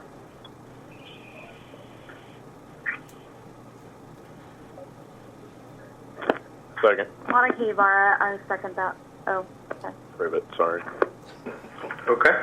I have a motion and a second to approve the application in case number 14711 for a period of 1 year for the reasons to meet the statutory conditions for a special exception and a variance. If Ms. McDevitt could take the vote. Mr. Merchant? Aye. Mr. Privet? Aye. Mr. Voorhees? Aye. Ms. Ibarra? Aye. And it's approved. Thank you very much. Thank you. And JJ, I think the last item? The last item, item 15, case 14724, special exception to allow lodging accommodations, home sharing in the R1 district at 4805 Northwest 30th Street. The applicant present? Hello? Hello, if you just wanted to introduce yourself with your address and present your application. Yes, this is Jan Green. My husband and I live at 4808 Northwest 30th. The house that we're asking for the exception for is at 4805 Northwest 30th, directly across the street from us. I had a sheet that I was going to bring when we were going to come to the meeting, and I don't know if you got a copy of it or not, listing all the things of why we should get to do this. So I'll just read it to you. We're responsible homeowners. We've lived in the neighborhood since 1985, and we are very concerned with keeping our neighborhood nice. And to us, nice means not too many vehicles around and well-maintained lawns and surroundings. We want to keep the area as nice as it's been through the years. The lawn has been and will continue to be professionally maintained. The cleaning of the property between short-term renters will be done by a cleaning service. Our yard at 4808 Northwest 30th has been awarded Yard of the Month by the Winter Hills Neighborhood Association, and we've been members of that since its inception. We live across the street, as I said, and we'll be able to easily monitor and not allow any activity that would be disturbing. And that information you put in your thing for the short-term rental. You put no parties allowed, and then if they don't follow the rules, then they can be asked to leave or stop. I really feel like the rentals they won't be full-time, and they won't be for a long time, it looks like. So there's going to be less cars and traffic in the area. I'm not planning to rent to more than 6 people. It's a 3-bedroom house. We will comply and are trying to comply with any city ordinance that relates to the short-term rentals. We've got the fire alarms, the smoke detectors, the carbon monoxide detector, the fire extinguisher, the driveway there will be plenty of parking. I don't think it will be a problem for the neighborhood. In fact, I think it will be better than having a rental property where you can't control the number of cars and the amount of people that are living there. And if you have any questions, we'll be glad to try and answer. Oh, I have a couple of letters from neighbors, if you'd like to hear those, that are in favor of what we're doing. Would you like to hear those, or? I think I'm okay. I'm good on that. I don't know if the rest of the board does, but if you want me to read some more letters, I can. I've got a couple neighbors that wrote letters. They like the idea. They also think it'll cut down on traffic, and I will be able to maintain the yard and keep it looking the way I like for it to look, and it just seems like a good idea to me. Okay. Board members, any questions of the applicant? None for me. Questions was? Oh, yeah. Okay. Hearing none, is there anyone on the line that was, I don't have anyone signed up to protest. Was there anyone on the line that wanted to protest this application?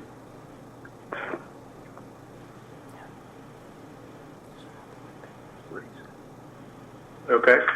Hearing none, there are a couple of protest letters. I saw them. I saw the letters. My reading of these letters is consistent with some that we hear in other cases. Just generally neighbors that don't want home sharing at all in their neighborhoods. And, unfortunately for those protesters, the city council provided for a way for people to have home sharing when the city council could have prohibited it. And so while we analyze and scrutinize each application, I don't think there's a wholesale prohibition against home sharing. And so the objections that I see that just want to prevent home sharing, I don't think that those are defeating of an application from my perspective. So I can still support this application. I think it can meet all the conditions. I think maybe a period of 2 years in this area is appropriate just to see how it works in this area. Well, I'd like to not have to do it again in 2 years since I'm old. That's your hardship. That's my hardship. Yeah, I'm old. But I really think it's going to work out, and I don't think the neighbors are going to even know that it's happening. I mean, I think it's not going to. That's great. I don't think it's going to detract from the neighborhood at all. If it does, believe me, I won't even do it. Yeah, and it's not just your application. There are a couple of considerations for our purposes, including, the city council deliberated over this for a long time, and it was very contentious, and they could change it at any time. I read the newspaper article. Sure. We generally, as you probably heard for other applications, we generally don't grant these for very long periods just because we want to see. It's so new and we want to see how everything shakes out. I can get on board with 2 to 3 years. I don't know where the rest of the board is on this, but I'm only one member. I'd go for 10, but 3 is fine. She convinced you at the. By then I'll be in the nursing home. Yeah, she convinced you at the age hardship. We're going to have just a bunch of older applicants now to convince Mr. Privet on all applications. Do we have any more questions, comments, or a motion?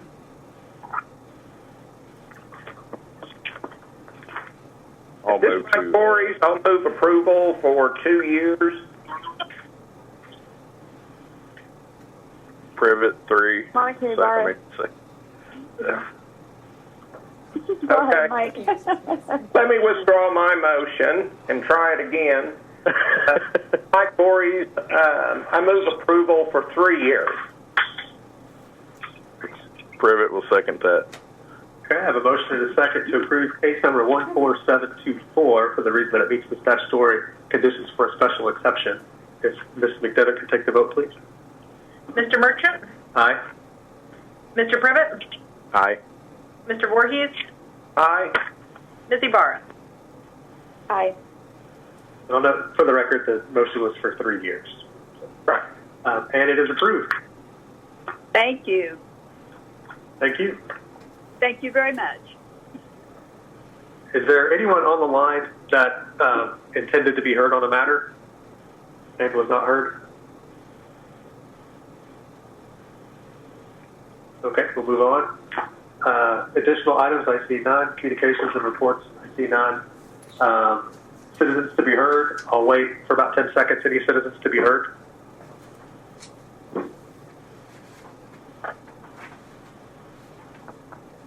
Hearing none. No other business. We are adjourned.